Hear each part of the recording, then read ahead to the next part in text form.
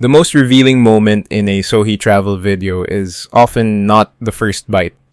It comes earlier when Seohee explains that viewers told her where to go. A comment points toward a carinderia, a market stall, a provincial specialty, or a route that does not appear in a polished tourism campaign. She follows the instruction, turns on the camera, and returns the recommendation to the people who gave it to her. The audience is not simply watching a foreign visitor discover the Philippines, it is watching the Philippines recommend itself. That loop explains why her channel feels different from conventional travel television. Official tourism imagines a destination from above. It chooses the beach, the monument, the approved restaurant, and the angle from which everything will look effortless. Seohee's videos move from below. They begin with uncertainty, a budget, a commute, a stranger suggestion, or a dish whose appeal has not yet been proven. The destination is assembled one conversation at a time. This matters because Filipino viewers have seen foreign praise become a genre. A visitor eats adobo, says the people are friendly, places a flag in the thumbnail, and receives an audience eager to hear that the country is beautiful. The exchange can feel flattering but also mechanical. National pride becomes an algorithmic resource. The foreigner supplies approval, Filipinos supply attention. Seohee works inside that economy, whether she intends to or not. Her titles use surprise, first encounters, local reactions, and the promise of hidden places. Her Korean identity gives familiar food a second debut. Chicken barbecue, pancit canton, sisig, a jolly jeep, or an ordinary market can become newly visible because someone from elsewhere has decided it deserves examination. The camera does not change the food, it changes the social permission to notice it. Yet the appeal of her videos cannot be reduced to validation. Praise alone becomes boring. What makes the channel persuasive is repetition. Seohee does not encounter the Philippines once. She returns to the same categories: carinderias, street markets, provincial buses, local recommendations, budget meals, and lets familiarity accumulate. A tourist collects highlights. A resident begins to develop habits. Her channel description originally framed the project around travel, budget advice, and improving her English. The long-form catalog shows the frame expanding. Early videos ask whether solo travel is difficult, document first impressions of Manila, and present Filipino food as discovery. Later videos assume a shared vocabulary. They compare versions of familiar dishes, follow audience suggestions, bring Korean friends and family into places she already knows, and treat local food not as a single cultural test but as an ongoing argument. That transition is subtle but important. The usual foreign food video asks, can this outsider tolerate what we eat? Seohee's later work asks a more local question. Which version is better? Tolerance is a low standard. Preference requires memory. To argue about the best chicken barbecue, the right kind of sinigang, or whether a recommended restaurant is worth the trip, the visitor must stop behaving like every taste is equally exotic. Her honesty is central to that process. The credibility of a food vlogger depends less on loving everything than on making dislike feel fair. Seohee's reactions work because curiosity survives disappointment. A dish can fail without the culture being declared a failure. She can be confused, try again, and revise her judgment. Real attachment does not require every experience to be pleasant. It requires one unpleasant experience not to end the relationship.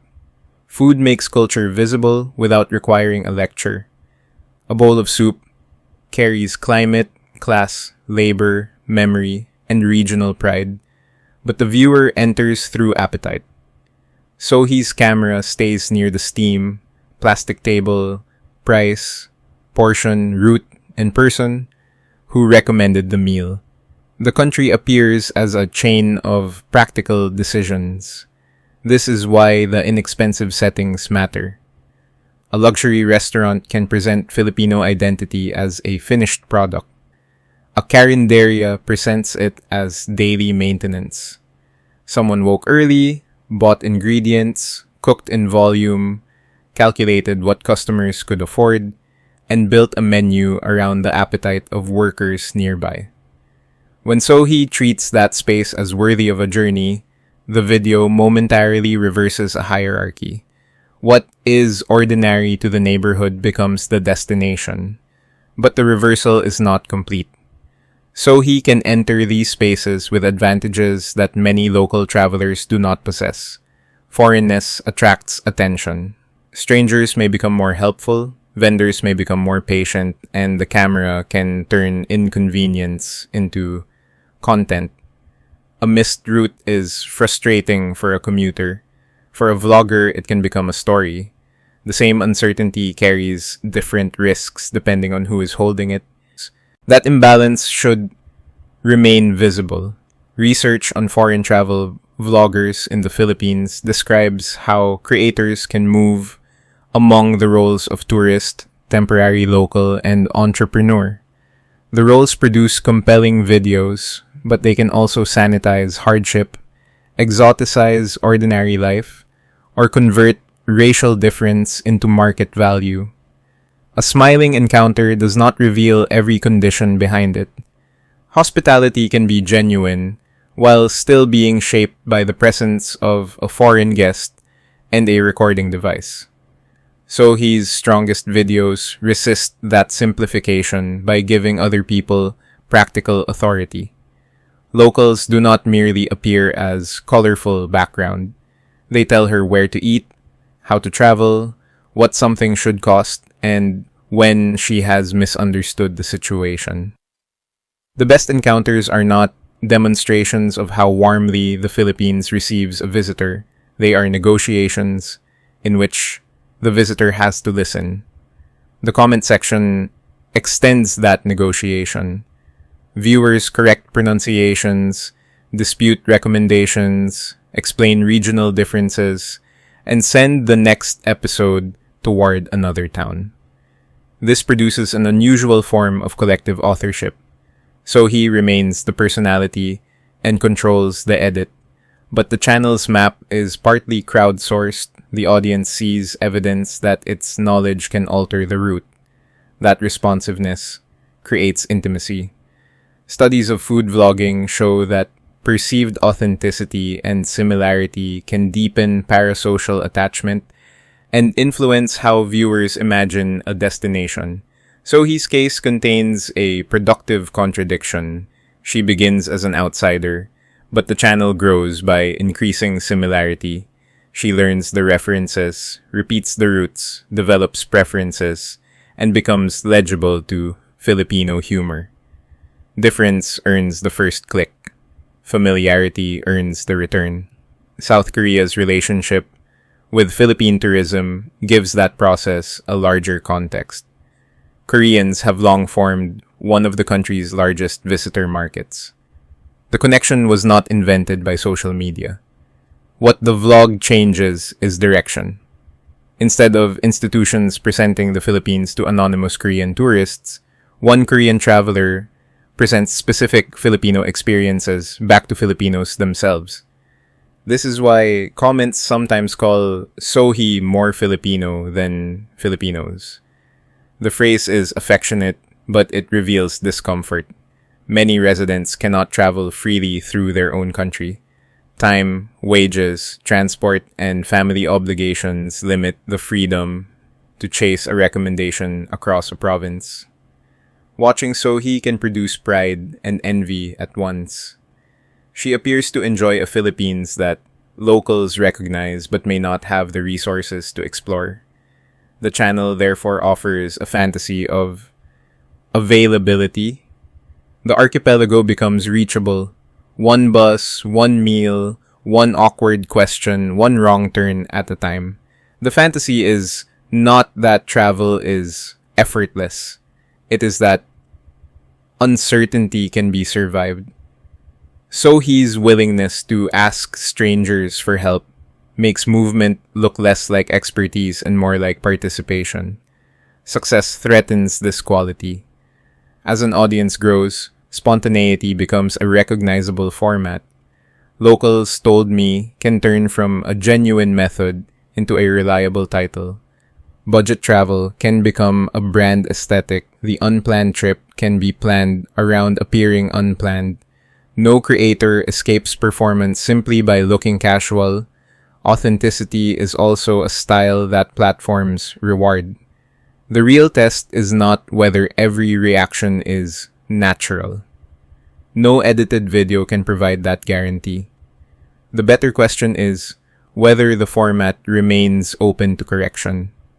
Can the place interrupt the personality? Can a local recommendation defeat the planned narrative? Can dislike remain in the edit? Can the creator admit that a celebrated experience was overpriced, confusing, exhausting, or simply not for her? Sohee is most interesting when the answer is yes. Her value is not that she proves the Philippines is lovable. A country should not need a foreign witness to certify its worth. Her value is that she demonstrates attention as a practice. She goes somewhere ordinary, stays long enough to be surprised, and allows information from other people to change what happens next. That leaves Filipino viewers with an uncomfortable mirror. They are pleased that she notices what outsiders overlook, but they are also confronted with what they themselves have learned not to see. The carinderia, the provincial dish, the market vendor, and the complicated commute were always there. The foreign camera makes them visible, but it did not create their value. Perhaps that is why people keep watching Sohee Watch the Philippines. The pleasure is not only recognition from abroad. It is the possibility of recovering curiosity at home. Her journey asks viewers to look again at a country made invisible by familiarity, not as a paradise, not as content waiting to be harvested, but as an unfinished conversation in which noticing is the first form of respect.